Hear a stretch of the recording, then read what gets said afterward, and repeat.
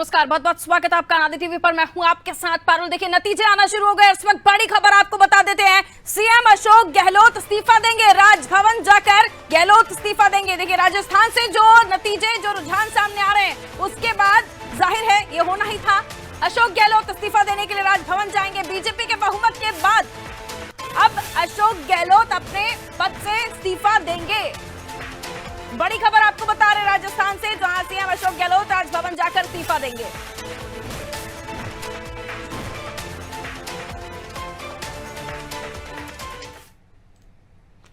और अगली बड़ी खबर एक बार फिर आपको जयपुर से बता दें, राजस्थान से, जहां पूर्व सीएम वसुंधरा राजे का बयान सामने आया है। राजस्थान की ये जो शानदार जीत है, ये प्रधानमंत्री मोदी, जिनका मंत्र था सबका साथ, सबका विकास, सबका विश्वास, उनकी दी हुई गारंटी की जीत है। देखिए, गारंटी की बात प्रधानमंत्री नरेंद्र मोदी ने कही थी। हर एक बयान अब देखिए जहन में आ रहा है, जिसमें ये कहा था कि गारंटी की भी गारंटी मैं हूं। ये पीएम मोदी ने कहा था। ये केंद्रीय गृह मंत्री अमित शाह की रणनीति की जीत है, ये कहा उन्होंने। वसुंधरा राजे ने, हालांकि वो सीएम फेस नहीं थी, लेकिन एक दिन पहले से ही प्लान बी पर काम होना शुरू हो गया था, यानी मिलना, राजभवन जाकर ये तमाम चीजें निकलकर सामने आ रही थी। और चलिए आपको सुनवाएंगे कि वसुंधरा राजे ने बयान दिया तो क्या कुछ कहा, किस अंदाज में। देखिए, बॉडी लैंग्वेज आज के दिन बहुत मायने रखती है। क्या कुछ कहा उन्होंने, आपको सुनवाते हैं, देखिए भी और सुनिए भी। तो सबसे पहले राजस्थान की ये जो शानदार जीत है, ये माननीय हमारे प्रधानमंत्री नरेंद्र मोदी जी, जिनका मंत्र था ये सबका साथ, सबका विकास, सबका विश्वास और सबका प्रयास, ये उसकी जीत है। उनकी दी हुई गारंटी की जीत है। ये जीत हमारे माननीय केंद्रीय मंत्री होम मिनिस्टर अमित शाह जी की रणनीति की जीत है। और ये जीत हमारे माननीय अध्यक्ष श्री नड्डा जी के कुशल नेतृत्व की जीत है। और फिर सबसे इम्पोर्टेंट ये भी है, ये जीत हमारे कार्यकर्ताओं की, जिनके अथक प्रयास, परिश्रम की जीत है। उन्होंने दिन और रात हमारे माननीय प्रधानमंत्री जी के जो सपने को साकार करने की पूरी कोशिश करते हुए उस दिशा में मेहनत करके ये परिणाम दिलाने का काम किया है। और सबसे बड़ी बात तो यह है कि ये जीत हमारे जनता जनार्दन की है, जिसने कांग्रेस के कुराज को नकारते हुए और भारतीय जनता पार्टी के सुराज को अपनाने का काम किया है। और ये जीत 2024 में मोदी जी को फिर से देशवासियों की सेवा। वसुंधरा राजे साफ तौर पर बताते हुए नजर आई कि प्रधानमंत्री नरेंद्र मोदी ने जो कहा था, उसको लेकर वो उन्होंने दोहराया कि ये प्रधानमंत्री मोदी, जिनका मंत्र था सबका साथ, सबका विकास, सबका विश्वास, और इसी को लेकर बीजेपी राज्यों में आगे बढ़ी।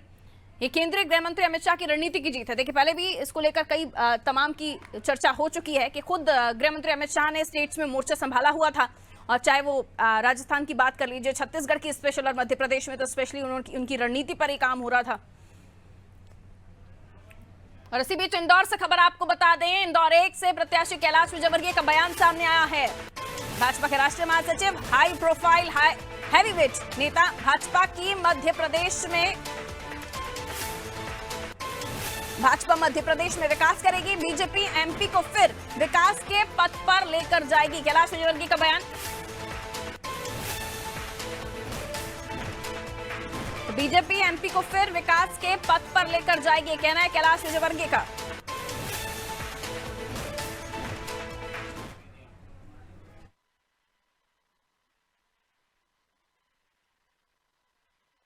जीत के बाद, कांग्रेस की हार के बाद वो 6 तारीख को कर रहे हैं। अब वो समीक्षा करेंगे बैठ के। साधारणता होता ही है कि जो हार जाते हैं वो समीक्षा करते रहते हैं। मुख्यमंत्री चेहरा किसको समझे अब हम? भारतीय जनता पार्टी को कोई कार्यकर्ता होगा जो सुचारू रूप से मध्य प्रदेश को फिर विकास की गति देगा। हम सोच रहे हैं कि शायद आप मुख्यमंत्री, आप सोचते रहिए। इतनी बड़ी जीत के लिए पहले से तैयार थे? बिल्कुल तैयार थे। क्या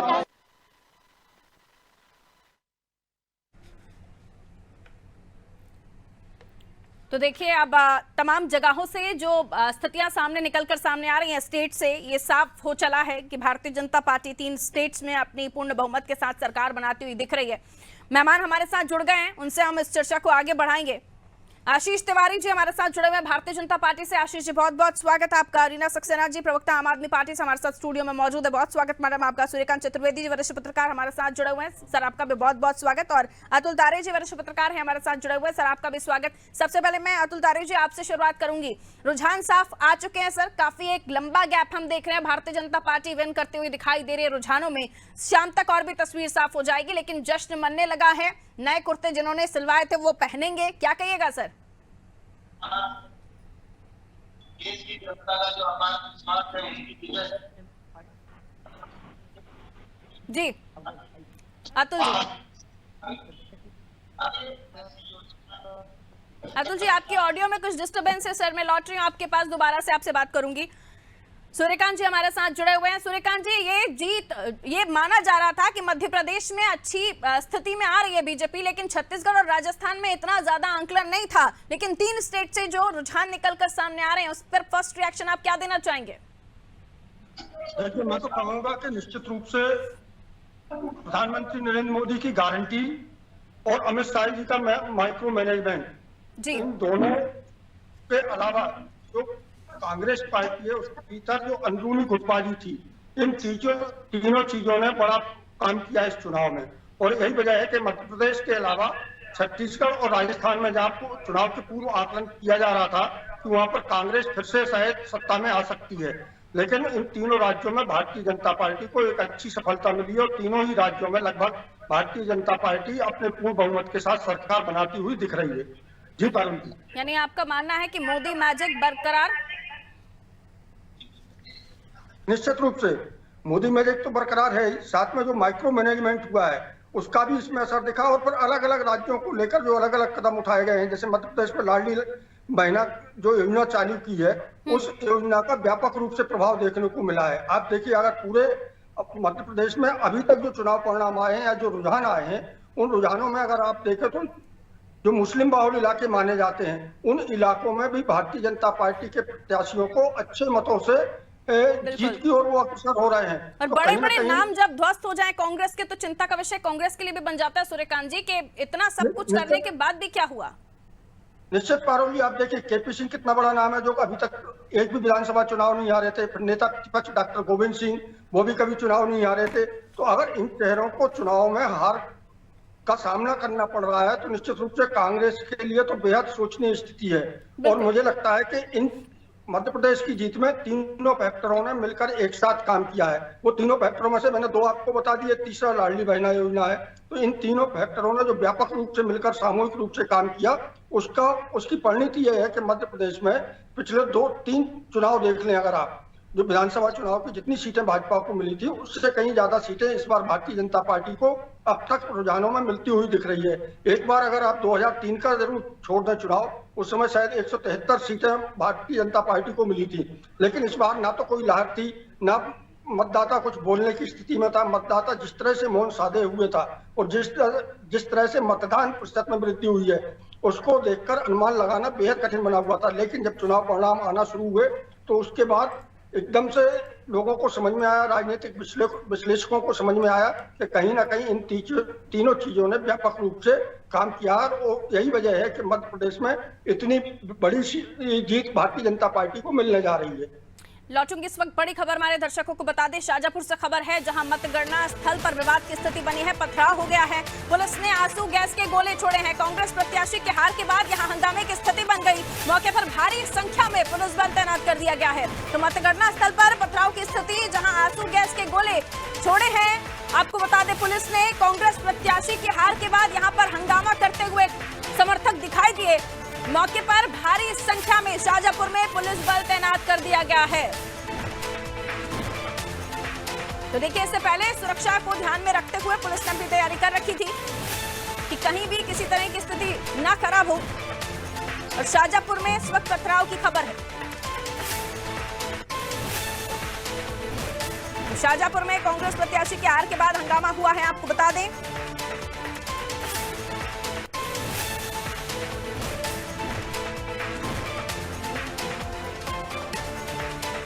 अरुण भीमावत की जीत के बाद आपको बता दें हुकुम सिंह कराड़ा की हार हुई है यहाँ पे। और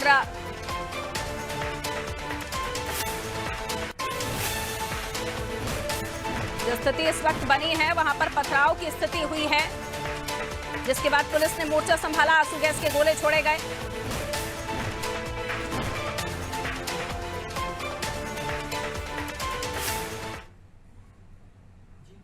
और ये तस्वीरें आपको दिखा रहे हैं, ये देखिए पुलिस के जवान तैनात और यहां जिन्होंने स्थितियों को बिगाड़ा, यहां पुलिस ने मोर्चा संभालते हुए उन पर भी काबू पा लिया है। तस्वीरें देखिए, आंसू गैस के गोले छोड़ने पड़े हैं। यहां जिस तरीके से पथराव हो रहा था, जवान तैनात हैं स्थितियों को संभालने के लिए। और चलिए ओम हमारे साथ जुड़े हुए हैं, सीधा उनकी तरफ रुख करते हैं। क्या कुछ तस्वीरें वहां से निकल कर आई, विवाद क्यों हुआ ओम, क्या कुछ स्थिति बनी?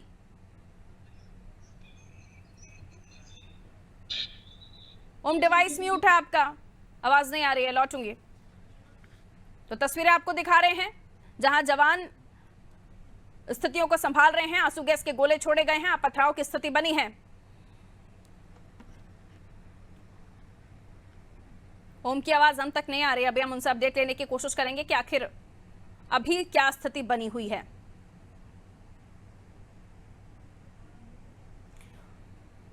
और चलिए ओम के पास हम जा रहे हैं। ओम, क्या आवाज मिल रही है आपको मेरी? बताइए स्थिति क्या बनी हुई है। ओम की आवाज हम तक नहीं पहुंच रही है, कुछ तकनीकी खराबी के चलते हो सकता है नेटवर्क इश्यूज हो। तो देखिए इस वक्त मध्य प्रदेश में नतीजे सामने आ रहे हैं अलग अलग जगहों पर। कहीं कार्यकर्ताओं में जोश है, उत्साह है, ढोल नगाड़े बज रहे हैं, तो कहीं इस तरह की तस्वीर है जो बिल्कुल भी अच्छी नहीं है। हार हो जीत हो उसे स्वीकार करना चाहिए। लोकतंत्र के इस पर्व में सभी बढ़ चढ़कर हिस्सा लेते हैं और जनता किसे जन आशीर्वाद दे रही है और नहीं दे रही है उसे भी स्वीकारना चाहिए, उसे भी सर आंखों पर रखना चाहिए। ये स्थितियां नहीं होनी चाहिए जब हम देख रहे हैं कि किस तरीके से अगर हार गए हैं तो समर्थकों ने पथराव कर दिया। ओम हमारे साथ जुड़े, ओम मेवाड़ा, हमें और भी परिस्थितियों के बारे में हम उनसे जान लेते हैं। क्या कुछ वहां पर हुआ ओम, क्या कुछ घटनाक्रम घटा? जी पारुल, जैसे ही बताना चाहूंगा कि मतगणना के तुरंत बाद रिजल्ट चाहे प्रत्याशियों की जीत हुई, तीनों प्रत्याशी भारतीय जनता पार्टी की विजय हो। उसके बाद 7 वोटों से अरुण भीमावत को विजय होते ही जो कराड़ा के कार्यकर्ता है वो बौखलाहट के मारे पत्थरबाजी चालू कर दी, पुलिस ने पत्थरबाजी चालू करी, आंसू गैस के गोले छोड़े गए। एक जो कलेक्टर और एसपी ने तत्काल निर्देश दिए, काफी गाड़ियों को नुकसान पहुंचा रहा है। अभी भी स्थिति कंट्रोल होने का नाम नहीं ले रही, जगह जगह पथराव की स्थिति बनी हुई है। लेकिन सबसे बड़ी बात यह निकल के आती है कि हार जीत तो चलती रहती है, कई लोग घायल भी हुए क्योंकि पत्थरबाजी इतनी तेज हो रही है कि कहीं ना कहीं पूरे रोड को जाम कर दिया गया है। या तो पहले से प्री प्लानिंग थी या प्रशासन अलर्ट था। अगर प्रशासन अलर्ट नहीं रहता तो बड़ी घटना भी घट सकती थी, इसलिए अभी पुलिस मौके को संभाले हुए तुरंत। बिल्कुल, बहुत शुक्रिया ओम, आप नजर बनाए रखिए, कोई भी हलचल होती है तो हमें जानकारी दीजिएगा। फिलहाल बहुत शुक्रिया जानकारी के लिए। तो देखिए यहाँ पहले से ही ये स्थिति का अंदाजा था पुलिस को, इसलिए पहले से ही तैयारी थी। ये तस्वीरें आपको दिखा रहे हैं और साथ ही साथ टेलीविजन स्क्रीन पर आप तमाम रुझानों से भी रूबरू हो रहे हैं। परिणामों में जो बदलते जा रहे हैं उनमें 17 बीजेपी आ चुकी है अब तक और छत्तीसगढ़ में बीजेपी 55 की तरफ रुझानों में जाती हुई दिखाई दे रही है। और एक और बड़ी खबर आपको बता दें, इस वक्त एक और बड़ी खबर हमें मिल रही है, उससे अपने दर्शकों को रूबरू कराएंगे। जहां इस वक्त बड़ी खबर रीवा से मिल रही है। मतगणना स्थल पर विधानसभा अध्यक्ष पहुंचे हैं। आपको बता दें भारतीय जनता पार्टी की प्रचंड जीत है। उन्होंने कहा लाडली बहनों का आशीर्वाद मिला।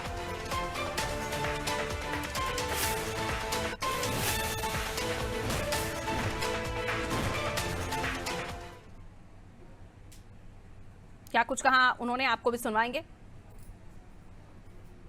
ये देखिए, तो ये तस्वीरें आपको दिखा रहे विक्ट्री का साइन दिखाते हुए विधानसभा अध्यक्ष। और अभी जहां जीत की खबर है वहां से तो इसी तरह की तस्वीरें आएंगी। इससे पहले हमने आपको एक और तस्वीर भी दिखाई थी। एक और बड़ी खबर अपने दर्शकों को बता देते हैं। इस वक्त एक और बड़ी खबर मिल रही है। देखिए, बहुत ही इंपॉर्टेंट हो जाता है हर एक खबर पर नजर और हर एक ब्रेकिंग आप तक सही समय तक पहुंचाना। श्योपुर से कांग्रेस के बाबूलाल जंडेल जीत गए। बड़ी खबर आपको बता रहे हैं। श्योपुर जहां बाबूलाल जंडेल ने जीत दर्ज की है 10,596 वोटों की लीड लेते हुए बाबूलाल जंडेल ये सीट अपने नाम कर चुके हैं। श्योपुर में कांग्रेस की लगातार ये दूसरी बार की जीत है। हालांकि कांग्रेस ने शुरुआत में खाता नहीं खोला था, क्योंकि पहली सीट जो सामने आई थी उसमें काला पीपल में कुणाल चौधरी की हार की खबर, और उसके बाद से हम देख रहे हैं आंकड़े बदलते जा रहे थे। हालांकि कल जो एग्जिट पोल सामने आए थे उसको लेकर अच्छी खबरें सामने नहीं आ रही थी, लेकिन एग्जिट पोल को लेकर यकीन नहीं कर पा रहे थे कई नेता। लेकिन अब देख रहे हैं आप, तस्वीरें भी साफ होती हुई चली जा रही हैं। बाबूलाल जंडेल 10,596 मतों से जीत गए हैं और ये बड़ी लीड आप कह सकते हैं इसे। और ये वो तस्वीर आपको दिखा रहे हैं विधानसभा स्पीकर जब पहुंचे थे तो मीडिया के सामने विक्ट्री साइन दिखाते हुए कि जनता का आशीर्वाद है, लाडली बहनों का आशीर्वाद है, ये कहा उन्होंने।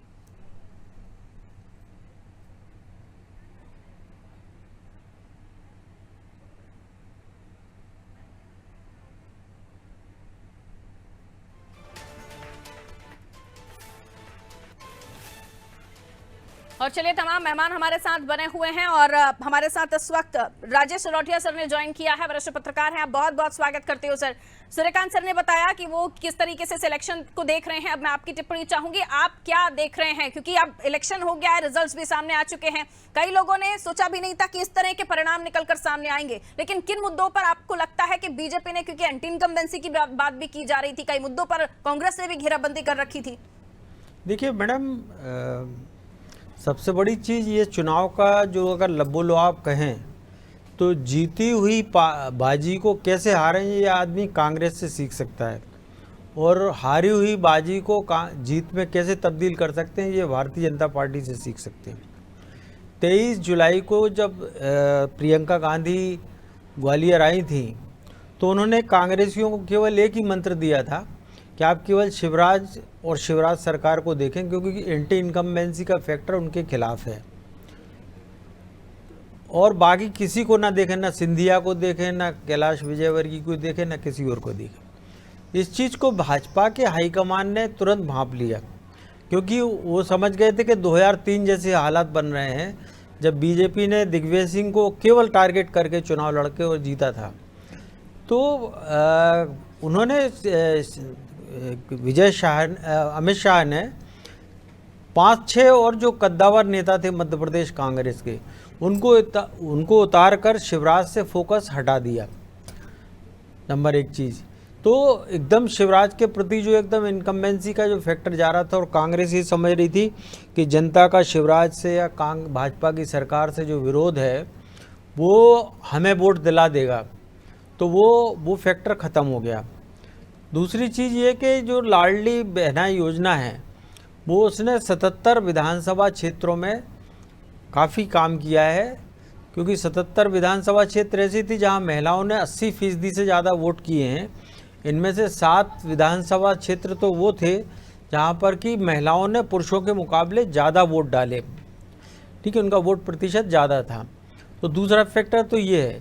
तीसरी चीज़ ये है कि भारत में धीरे धीरे जो जिस तरह से धर्म की राजनीति चल रही है, हिंदू मुसलमान को लेके जो चीज़ें बढ़ रही हैं या वो आगे बढ़ रही हैं, तो एक बीजेपी ने एक चीज़ को पकड़ लिया और जनता ने जो है एक सनातनी भाव की तरफ अपने आप को कदम आगे बढ़ाना शुरू कर दिए हैं। क्योंकि अगर वो उसको काउंटर करना है तो वो सनातनी भाव की तरफ जो है बढ़ना शुरू हो गया है, और ये आने वाले चुनावों में भी परिलक्षित अगर होगा तो निश्चित रूप से कि स्थितियां, राजनीतिक हालात और बदलेंगे। चौथी चीज़ ये है कि पिछले चुनाव में जो कांग्रेस जो थी, कांग्रेस की मतलब एक तरह से अगर हम IPL क्रिकेट से तुलना करें तो कमलनाथ ने 1918 में IPL की तर्ज पर मध्य प्रदेश कांग्रेस की फ्रेंचाइजी ली थी, और उसके मेंटर थे मिस्टर दिग्विजय सिंह। जिनको कि कांग्रेस भाजपा ने 2003 में मिस्टर बंटा ढार के उससे तमगे से नवाजा था, और उनके स्टार प्लेयर थे ज्योतिरादित्य सिंधिया। तो तीनों की ट्रायो ने मिलकर कांग्रेस को भाजपा से 5 सीटें आगे पहुंचा दिया था और बहुमत के करीब पहुंचा के वो कर दिया। लेकिन कमलनाथ जो है मेंटर और स्टार प्लेयर दोनों के बीच में एक सामंजस्य नहीं बना सके, और सिंधिया को अंततः जो है अपने लिए कोई स्पेस नहीं मिलने के कारण कांग्रेस छोड़ के भाजपा में जाना पड़ा अपने समर्थकों के साथ, और कांग्रेस ने उनको गद्दार कहा जी। लेकिन इस चुनाव के नतीजों ने ये साबित कर दिया, चंबल और ग्वालियर चंबल के नेता अकेले वो नहीं है ज्योतिरादित्य सिंधिया, वो भी शिवराज सिंह चौहान की तरह महिलाओं और युवाओं के बीच में अपना प्रभाव छोड़ने वाले नेता हैं, इन्फ्लुएंसर लीडर जिसको हम बोलते हैं। तो उन्होंने ये बता दिया कि वो गद्दार नहीं खुददार नेता हैं, और उन्होंने खुददारी की खातिर जो है कांग्रेस को छोड़ा था, गद्दारी के कारण चलते नहीं छोड़ा था। तो ये कुल मिला के लबो-लुआब जो है ये चीज़ सामने आई है मध्य प्रदेश की। अगर आप छत्तीसगढ़ की बात करें तो छत्तीसगढ़ में अगेन मैं आपसे कहूँगा कि भूपेश बघेल जो है सोनिया गांधी को खुश करने के लिए वहाँ पर आदिवासियों को धर्मांतरण में लगे रहे, नंबर 1। दूसरा, उनके जो एक मंत्री थे मोहम्मद अकबर। रोकना होगा मुझे आपको सर, एक बड़ी खबर आ रही है हमारे दर्शकों को बता दें। खुज्जी विधानसभा में कांग्रेस की जीत हो गई है। इस वक्त बड़ा अपडेट हमारे दर्शकों को दे रहे हैं। कांग्रेस प्रत्याशी भोलाराम साहू 26,000 मतों से विजय हासिल करने में कामयाब। बीजेपी की गीता घासी साहू को हराया है, 26,000 की लीड। जी सर, एक और खबर हमें दर्शकों को बतानी है। एक और बड़ी खबर हमारे दर्शकों को बता देते हैं इस वक्त। एक और बड़ी खबर, गंज बासोदा में बीजेपी ने जीत दर्ज कर ली है। बीजेपी के हरि सिंह रघुवंशी जीत गए हैं विदिशा से। 28,750 मतों से इन्होंने जीत दर्ज की है। 28,750 मतों का अंतर, तो जीत गए हैं गंज बासोदा से बीजेपी के प्रत्याशी हरि सिंह रघुवंशी। चलिए वापस। जी सर, जी, कि जिस तरह की क्रिश्चियन धर्मांतरण जो शुरू हुआ उसी तर्ज पर जो भूपेश बघेल के एक मंत्री थे मिस्टर मोहम्मद अकबर, उन्होंने जो है आदिवासी महिलाओं और लड़कियों को मुस्लिम धर्मांतरण की तरफ प्रेरित करना शुरू किया। तीसरे, रायपुर के जो आपके जो महापौर थे एजाज ढेबर, उन्होंने जो है रोहिंग्या मुसलमानों को रायपुर शहर में बसाना शुरू कर दिया। खास तौर से जो ब्रजमोहन अग्रवाल जो कि सबसे कद्दावर नेता माने जाते हैं रमन सिंह के बाद, उनके क्षेत्र में ही 25,000 से 50,000 के बीच रोहिंग्या मुसलमान खड़े कर दिए, जो वहाँ पर मतदाता खड़ पैदा कर दिए, जिसके कारण उनको जीत हासिल करने में लेने के देने पड़ गए। तीसरा फैक्टर था किसानों की कर्ज माफी का। अब आप कहें कि एक पॉजिटिव फैक्टर पे कोई पार्टी कैसे हार सकती है, तो हुआ ये कि जो पिछले चुनाव में जो कर्ज माफ़ी का नारा राहुल गांधी ने दिया था, तो वहाँ पर हुआ ये कि किसानों की कर्ज माफ़ी, जो बड़े किसान थे 10 एकड़ से 50 एकड़ के बीच वाले, उन लोगों ने 5-5, 10-10 एकड़ में अपने रिश्तेदारों, अपने भाई बहनों के नाम पर करा रखे थे, तो सबके 25-25, 50-50 लाख रुपए के कर्ज माफ़ी हो गई। और उससे आदिवासी ठगा सा रह गए, क्योंकि उसको इतना कर्ज ले ही नहीं पाता, उसकी कर्ज लेने की क्षमता नहीं थी। इस बार भूपेश बघेल ने फिर वो घोषणा की कर्ज माफ़ी की, तो जो बड़े किसान हैं उनने 50 लाख से 1 करोड़ और 1.5 करोड़ के जो है कर्ज उठाने शुरू कर दिए कि सरकार हमारी आएगी तो हम जो है वो हमारे कर्ज माफ़ी हो जाएंगे। तो आदिवासी समाज इस चीज़ों से बिछड़ गया। तीसरी क्रेडिट जो है मैं सहायकों में देना चाहूँगा छत्तीसगढ़ में, कि उन्होंने जो पैरामिलिट्री फोर्सेस लगाकर जो बस्तर से लेकर राजनांदगांव तक के नक्सल प्रभावित इलाके में जो जिस तरह से उन्होंने वोटिंग कराई, जिनको कि नक्सलाइट वोटिंग नहीं करने देते थे, वहीं से जो है भाजपा की तरफ पलड़ा झुकना शुरू हो गया था। थोड़ा संक्षेप में सर। नहीं, संक्षेप में ही बोल रहा हूँ। और फिर बाकी चीज़ें जो कांग्रेस के अंदर भूपेश बघेल और टीएस सिंहदेव के बीच में अंतर्विरोध था। टीएस सिंहदेव जो है, जो कि 2.5 साल मुख्यमंत्री बनने की मांग कर रहे थे, कि बात थी कि वादे के मुताबिक 2.5 साल ये रहेंगे वो रहेंगे, और आखिरी के 6 महीने में उन्होंने मुख्यमंत्री का पद हासिल कर लिया। तो वो जो है एक जिनके प्रति जो सहानुभूति थी टीएस सिंहदेव के प्रति, वो ये साबित हो गया कि ये नीडी नहीं ग्रीडी टाइप के, तो इसलिए कंपटीशन, तो वो जो है ना वो खुद अपना चुनाव खो बैठे। जी सर, बाकी मेहमान भी हमारे साथ जुड़े हुए हैं, आम आदमी पार्टी से हमारे साथ जुड़ी हुई हैं रीना जी, उनसे भी मैं बात कर लेती हूँ, और आशीष जी के पास भी आऊंगी। आशीष जी लौट रही। रीना जी, चूंकि ये कहा जा रहा था कि आम आदमी पार्टी पंजाब के बाद यहाँ पर भी अच्छा प्रदर्शन कर पाएगी, लेकिन ऐसा हुआ नहीं, लेकिन झाड़ू उल्टा आपने कांग्रेस पे चला दी। देखिए, कांग्रेस की बात करें तो कांग्रेस ने अपना खुद ही गड्ढा खोदा। उनको जिस हिसाब से मध्य प्रदेश में विपक्ष की भूमिका निभानी चाहिए थी, नहीं निभाई है, और ये वो प्रमाणित करते आ रहे हैं पिछले 3 चुनावों से। तो मध्य प्रदेश में कांग्रेस का अस्तित्व तो जनता ने खुद ही खत्म कर दिया है, और अब अगले चुनाव में मध्य प्रदेश की जनता के लिए कांग्रेस की जगह आम आदमी पार्टी ही उन्हें नजर आएगी। इस बार हम उतनी ताकत से नहीं लड़ पाए, मगर आगे भविष्य में पूरी तैयारी रहेगी। जो अपडेट है उसमें खाता भी नहीं खुला है, लेकिन ठीक है, कभी हार कभी जीत होता है, कभी खाता नहीं खुलता है, और कभी यही जनता का हमें मिलेगा सम्मान, मान सम्मान, वोट मिलेगा तो हमारा खाता भी क्या, हम सरकार भी बनाएंगे। तो ये एक खाता नहीं खुलना या वोट नहीं मिलना या जो भी है, ये बहुत बड़ा एक फैक्टर नहीं होता है। कभी बीजेपी का भी यही हाल था जो आज आम आदमी पार्टी का हाल है, मगर आज बीजेपी को जनता ने सम्मान दिया है, वोट दिया है, तो सरकार बनी है। उसका मेन उद्देश्य ये है कि जो विपक्ष होता है, अगर वो अपनी भूमिका अच्छे से नहीं निभाता है तो कहीं ना कहीं जनता को लगता है कि हमारी आवाज उठाने वाला तो कोई है नहीं, तो हम क्या करें। तो जो इस समय है सरकार, उसी को ही मत दे दें, तो कम से कम हमें ये तो रहेगा कि अगर हम उनके पास जाते हैं तो कह सकेंगे अधिकार से कि भाई हमने आपको वोट देके जिताया है, तो अब हमारे काम करिए। तो ये एक बड़ी दुविधा वाली स्थिति होती है, खासतौर से मध्य प्रदेश की जनता इस स्थिति से बहुत लंबे समय से गुजरती चली आ रही है। उसे अच्छा विपक्ष नहीं मिल पा रहा है, इसलिए जो है ये सब सामना उन्हें करना पड़ रहा है, और बीजेपी को इस चीज का फायदा हो रहा है। तो कांग्रेस कहीं से भी अपने आप को मध्य प्रदेश में कभी भी, आप चाहे लोकसभा देख लीजिए, चाहे विधानसभा देख लीजिए, चाहे नगर निगम देख लीजिए, कहीं पे भी अच्छी भूमिका में विपक्ष के रूप में नहीं उपस्थित कर पा रही है। तो ये कांग्रेस की हार है, कांग्रेस के कार्यकर्ताओं की हार है। आशीष जी, जाहिर है कि अब जश्न का माहौल है, बधाई तो आपको देनी है, और साथ ही ये भी कि कई बड़े नाम आपके भी दोस्त होते हुए दिखाई दे रहे हैं। फग्गन साहब हार गए हैं, आलोक शर्मा जी हार गए हैं, और भी कई नाम हैं जो पीछे चल रहे हैं। नरोत्तम मिश्रा साहब तो स्टार्टिंग से ही पीछे चल रहे हैं, क्या कहिएगा? देखिए, राजनीति में हार और जीत ये 2 पहलू रहते हैं, परंतु जब हम चुनाव में जाते हैं तो कोई भी राजनीतिक दल चुनाव में जाता है तो वह एक योजना बनाकर चुनाव में जाता है। हम मध्य प्रदेश के चुनाव में एक योजना के साथ में आए और उस योजना में हम सफल हुए, और वह सफलता आज परिणामों में बदली। साथ ही साथ छत्तीसगढ़ और राजस्थान में भी हमारी जीत हुई। तो ये सब जीत हुई है, ये वास्तव में हमारे देश के लोकप्रिय प्रधानमंत्री नरेंद्र मोदी जी की जीत है। ये हमारे अमित शाह जी की जीत की गारंटी है। जब मध्य प्रदेश के अंदर अमित शाह जी आए थे तभी यह तय हो गया था कि हम मध्य प्रदेश जीत जाएंगे। हमारे कार्यकर्ताओं के अंदर उत्साह भर गया था। और जहां बात है कांग्रेस की, तो कांग्रेस ने विपक्ष की भूमिका अदा कभी नहीं की। कांग्रेस जब सत्ता में होती है तब उनके कार्यकर्ता यदि कहीं पर भी हों तो वो दिखने लगते हैं, जैसे ही सरकार जाती है वैसे ही वो छिप जाते हैं। और यही स्थिति मध्य प्रदेश के अंदर रही। जहां आप पार्टी की बात आती है तो मैं उन्हें भी बताना चाहता हूं, आप पार्टी का मध्य प्रदेश में कोई फील्ड नहीं है, कोई पिच नहीं था, और आपने अभी तक मध्य प्रदेश के लिए कोई भी ऐसा काम नहीं किया आपके कार्यकर्ताओं ने कि मध्य प्रदेश की जनता आपको स्वीकार करती। साथ ही साथ मध्य प्रदेश के अंदर केवल 2 पार्टियों में ही फाइट थी, कांग्रेस और भाजपा के बीच में। ठीक है, और यह मुकाबला एक बड़ी खबर, उसके बाद अतुल जी आपके पास आ रही हूँ।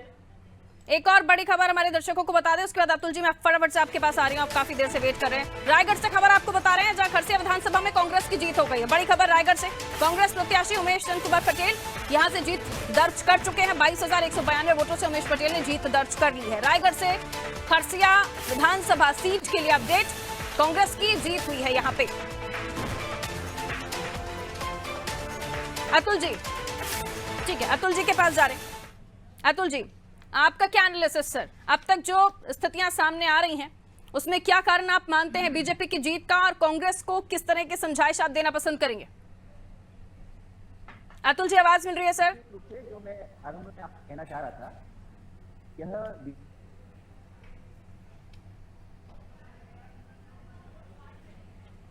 अतुल जी आवाज मिल रही है सर?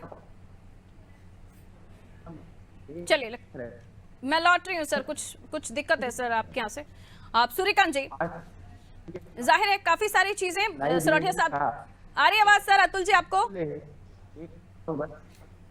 सूर्यकांत जी, काफी सारी चीजें सरोठिया साहब ने बताई और उसमें ये भी कि छत्तीसगढ़ और मध्य प्रदेश में क्या कुछ गलतियां कांग्रेस से हुई हैं, और ये भी उन्होंने लाइन कही कि किस तरीके से हारी हुई स्टेट को किस तरह से जीतना है, बीजेपी से सीखा जा सकता है। आप भी आकलन करते हैं 3 महीने पहले एक पॉलिसी का अनाउंसमेंट करना, उसके बाद हम देखते हैं किस तरह से परिवर्तन होता है, और अभी भी जितना भी हम विश्लेषण कर रहे हैं उसमें एक बात तो निकलकर सामने आ ही रही है कि लाडली बहनों का आशीर्वाद जरूर मिला है।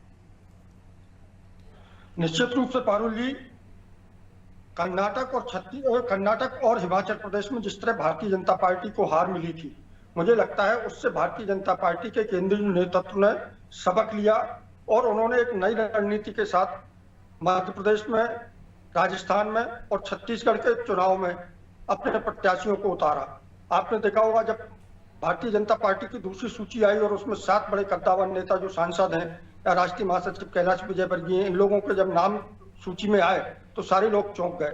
वैसे भी भारतीय जनता पार्टी में माना जाता है कि केंद्रीय नेतृत्व, चाहे प्रधानमंत्री नरेंद्र मोदी हो या केंद्रीय गृह मंत्री अमित शाह, चौंकाने वाले निर्णय लेते हैं, और दूसरी सूची में भी उन्होंने इसी तरह से चौंकाया। और आपने देखा होगा कि उन्होंने प्रदेश के सारे अंचलों में अपने एक एक बड़े नेता को चुनाव मैदान में उतारा, और वो चेहरे हैं जिन्हें माना जा रहा था कि ये कहीं ना कहीं मुख्यमंत्री की दौड़ में शामिल है, और इसका फायदा भी भारतीय जनता पार्टी को मिला है। वो वैसे चेहरे थे, क्षेत्रीय समीकरण तो उन्होंने साधे ही, साथ में समीकरण जातीय रूप से भी साधे हैं, और इसका फायदा भारतीय जनता पार्टी को मध्य प्रदेश में मिला है। आप देखिए, महाकौशल अंचल कमलनाथ जी का गढ़ माना जाता है। पिछले चुनाव में भारतीय जनता पार्टी को महाकौशल अंचल में भारी नुकसान उठाना पड़ा था, लेकिन इस बार परिस्थितियां उसके ठीक विपरीत बन गई हैं।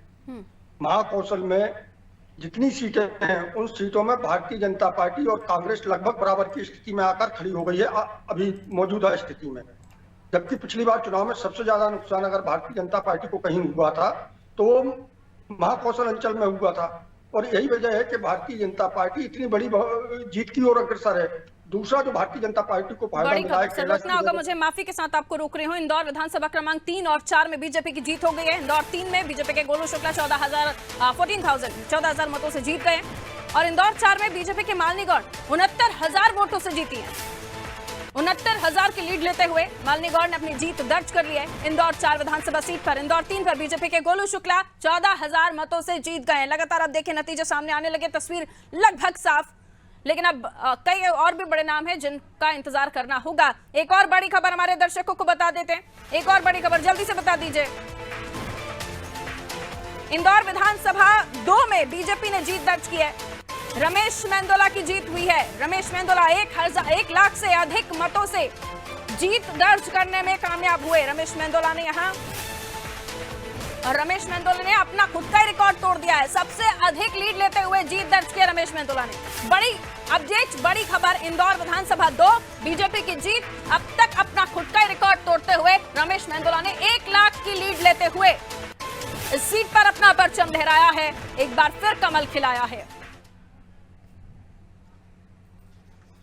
तो लगातार हर सीट को लेकर अपडेट दे रहे हैं, अब नतीजे आना शुरू हो गए हैं। जीत हार का मार्जिन ये भी बताते चल रहे हैं आपको, और साथ ही टेलीविजन स्क्रीन पर आप देख सकते हैं हर एक टैली में हर एक आंकड़ा अपडेट हो रहा है। जीते हारे कौन है ये भी आपको बताते जा रहे हैं, और परिणाम क्या कुछ निकलकर अब तक सीटों पर सामने आ रहे हैं ये भी आप अगर नजर दौड़ाएंगे तो आपको स्थिति स्पष्ट हो जाएगी। यानी आपको कहीं जाने की जरूरत नहीं है, हर एक आंकड़ा, हर एक नंबर, हर एक फिगर आपको नादी टीवी की टेलीविजन स्क्रीन पर दिखाई दे रहा है। आगे बढ़ रही हूँ, वापस हमारे जो मेहमान है सूर्यकांत जी, आप अपनी बात कंप्लीट कर लीजिए, उसके बाद मैं आगे जाऊंगी।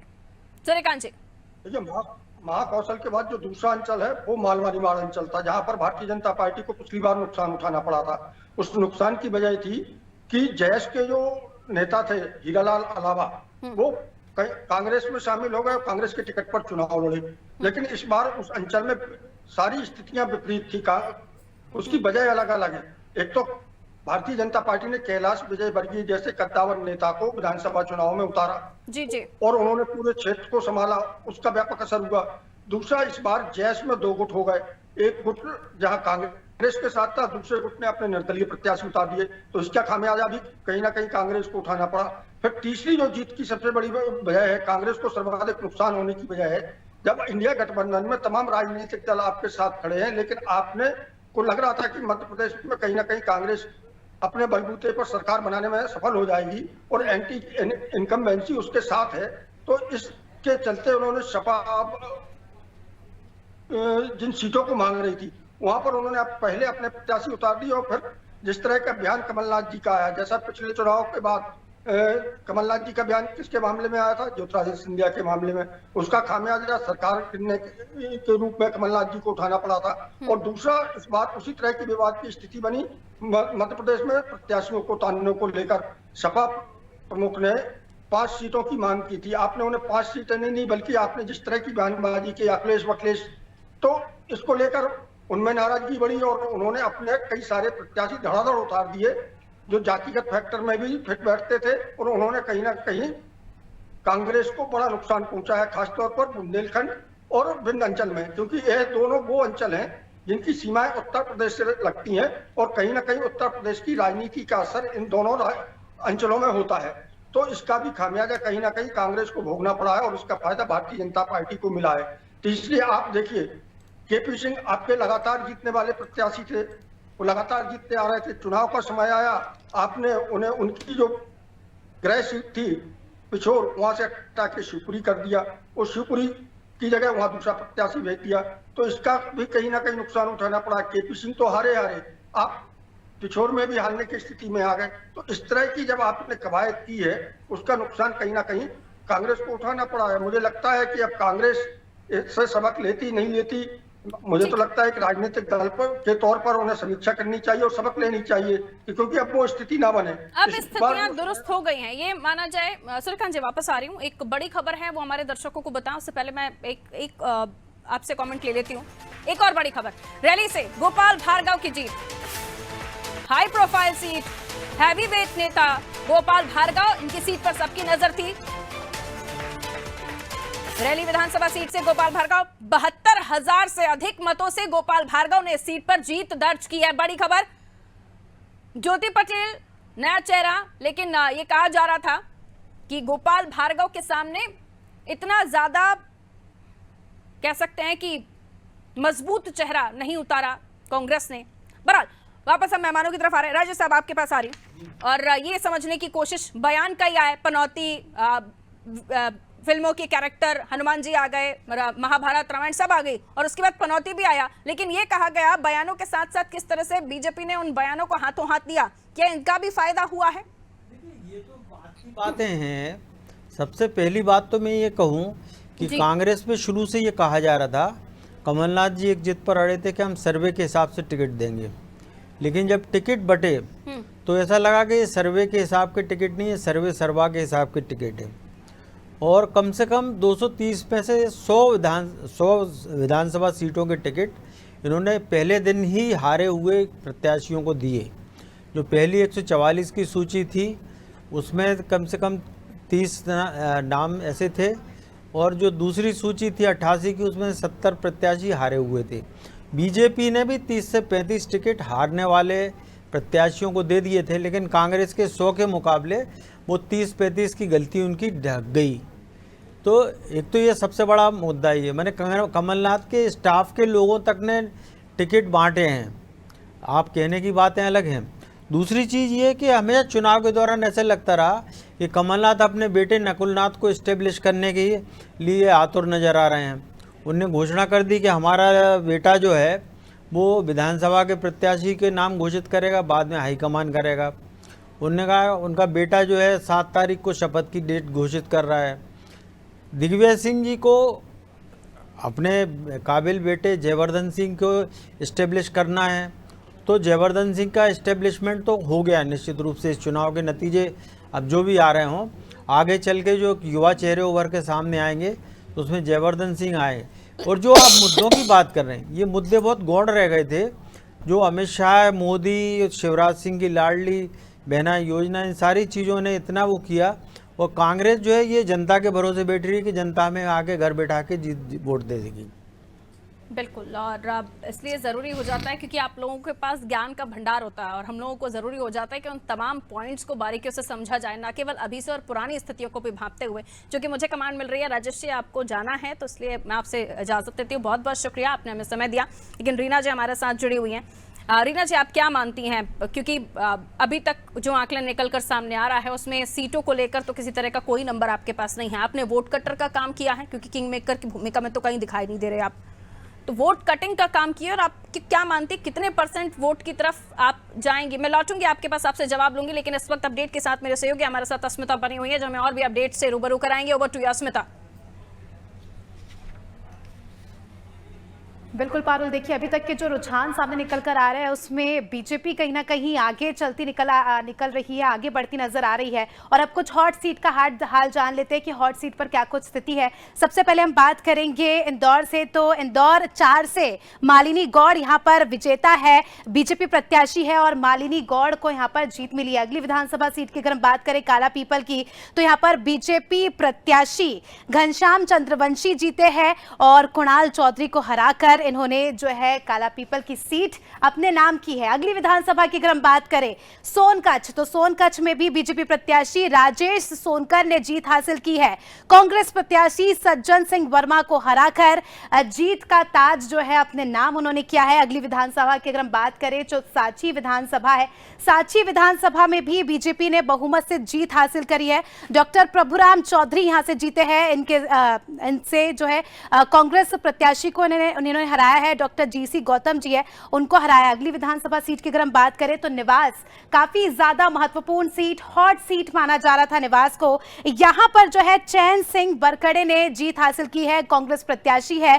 फग्गन सिंह कुलस्ते को हराया है और काफी ज्यादा वोटों से यहां पर जीत का अंतर देखा जा रहा है, तो फग्गन सिंह कुलस्ते को हराकर इन्होंने जीत अपने नाम की है। बात करें भोपाल उत्तर की, काफी महत्वपूर्ण सीट, यहां पर आतिक अकील ने जो है जीत हासिल की है, कांग्रेस प्रत्याशी आतिक अकील ने जीत हासिल की है।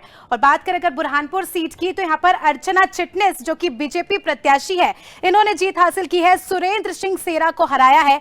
और अगली और आखिरी हॉट सीट की अगर हम बात करें रहली सीट की, तो यहां पर गोपाल भार्गव जीते हैं, रहली सीट से उन्होंने जीत अपने नाम हासिल की है। कांग्रेस की ज्योति पटेल को इन्होंने हराया है। तो ये अभी फिलहाल के अपडेट है हॉट सीट्स के, और लगातार जो है इसी प्रकार के अपडेट्स और रुझान सामने आ रहे हैं। बिल्कुल, तो तस्वीरों के साथ और ग्राफिक्स के साथ हमारी पूरी टीम ने तैयारी हमारे दर्शकों के लिए की, ताकि हम हर अपडेट के साथ आपको बहुत रोचक अंदाज में इन तमाम चीजों को आप तक पहुंचाएं, समझाते रहें।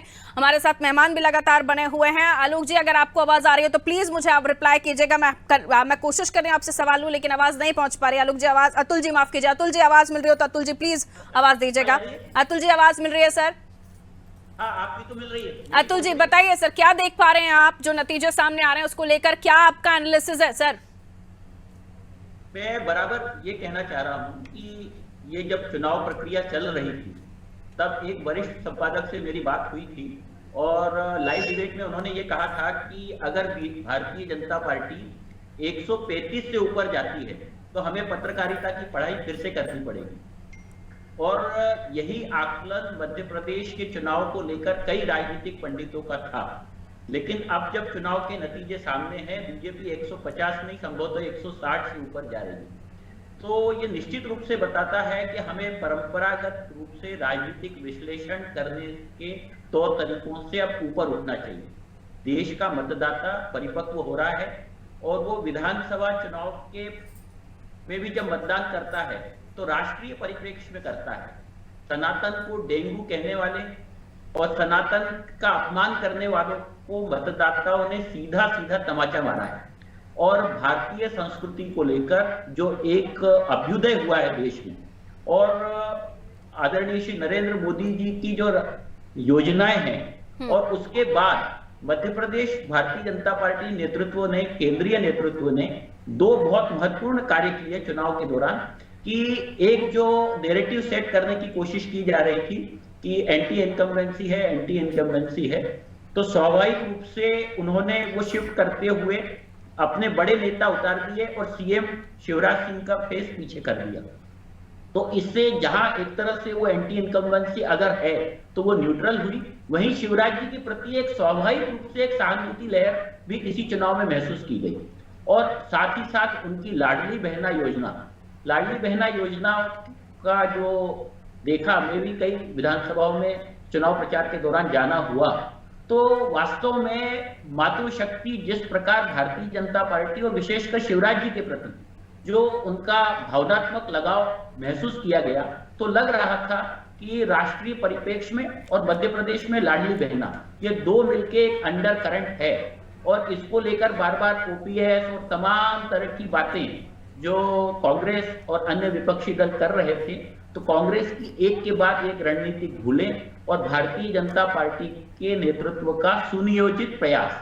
और मैं पुनः उस बात पे कहूंगा कि यह चुनाव वास्तव में राष्ट्रीय विचारों का विजय है, सनातन की विजय है। और इसी कारण आज जो अकेला सिर्फ मध्य प्रदेश ही नहीं, इसको हम छत्तीसगढ़ में भी देखें, राजस्थान में भी देखें, यहां तक कि तेलंगाना में भी भारतीय जनता पार्टी लगभग 6-7 सीट्स आगे, मैंने पिछली बार तो उनको लगभग एक ही सीट मिली थी जहां तक मैं अगर सही हूं तो, पर वहां पर भी उनका वोट शेयर बढ़ रहा है। राजस्थान में उनको अच्छा समर्थन मिला। छत्तीसगढ़ में ऐसा लग नहीं रहा था कि सरकार बनेगी, लेकिन आज छत्तीसगढ़ में भी वो सरकार बनाने की ओर है। और भारतीय जनता पार्टी मध्य प्रदेश में वास्तव में जो 120, 125 और कहीं कहीं हार भी, कई चैनल तो ये बता भी रहे थे एग्जिट पोल में कि भारतीय जनता पार्टी मध्य प्रदेश में चुनाव हार सकती है। तो मेरा ये मानना है कि सारे राजनीतिक पंडितों को चुनावी नतीजों को नए विमर्श के साथ और यह समझना होगा कि देश का मतदाता जागरूक हो गया है और वो वोट करते समय देश को देखता है, प्रदेश और जाति से उठकर, संप्रदाय से उठकर, छोटे छोटे क्षणिक लाभों से उठकर अपना मतदान करने की उसमें एक परिपक्वता आ गई है, जो ये चुनाव परिणाम उसको दिखा रहा है।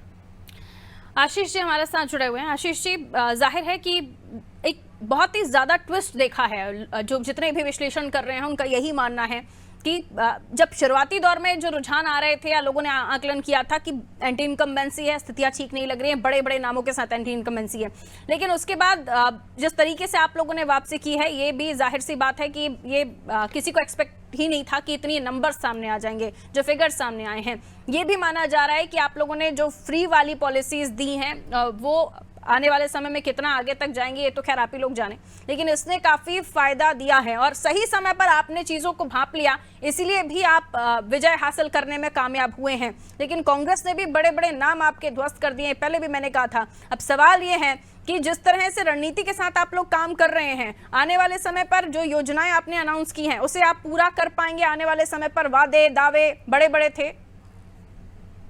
निश्चित तौर पर भारतीय जनता पार्टी का जो संकल्प रहता है वह पूर्ण होता है और हमने अब तक जो भी वादे किए वो पूरे करने का पूर्ण प्रयास किया, कोई विशेष परिस्थितियों को छोड़कर। आप देखें 2003 के पहले का मध्य प्रदेश और आज 2023 में मध्य प्रदेश कितना परिवर्तन हुआ है। हम 18 वर्षों में सरकार में रहे, हमने सड़कें बनाना, बिजली का उत्पादन बढ़ाना, नल वाली टोटी से गांव-गांव तक पानी पहुंचाना, साथ ही साथ में ऐसे काम किए हैं जिससे जनता का सीधा लाभ। लेकिन आकांक्षी सीटें कई सारी अभी भी रह गई हैं। इलाज के अभाव में मर जाता था, आकांक्षी सीटें अभी भी रह गई। जी, आपकी आकांक्षी सीटें अभी भी कई सारी रह गई हैं। निश्चित तौर पर अभी सीटें और निकल के आएंगी, मुझे ऐसा विश्वास है कि सीटें हमारी बढ़ने ही वाली हैं और हम 170 तक भी पहुंच सकते हैं। ठीक है रीना जी, मैंने आपसे पूछा कि आपको क्या लगता है कितना वोट परसेंट आप टारगेट कर पाए होंगे? देखिए, हम लोग पिछली बार 2018 में 222 लड़े थे पूरा, इस बार किसी कारणवश सिर्फ 70 ही हमारे हुआ था और शायद 6 उसमें से वापस हो गए थे, तो 64 पे लड़ा है हमने। तो नेचुरली हमारा वोट परसेंटेज भी कम होगा क्योंकि 230 पे पूरा नहीं लड़ना हमारे लिए माइनस हो गया है। लेकिन काफी कार्यकर्ताओं के लिए तैयारी करने के लिए 18 के बाद समय मिला, समय की हम लोग ने की भी तैयारी, पूरे हमारे कार्यकर्ता पूरी जोशी से थे, गर्म जोशी से तैयारी की उन्होंने। गांव-गांव पहुंचे, घर घर पहुंचे, हम लोग ने पूरा प्रचार भी किया, जनसंपर्क भी किया और जनता का साथ और समर्थन भी मिल रहा था। मगर अचानक से 230 की जगह हमारा जो 70 पे सिमट जाना हुआ, ये जनता के लिए भी अप्रत्याशित था और हम लोग के लिए भी अप्रत्याशित था।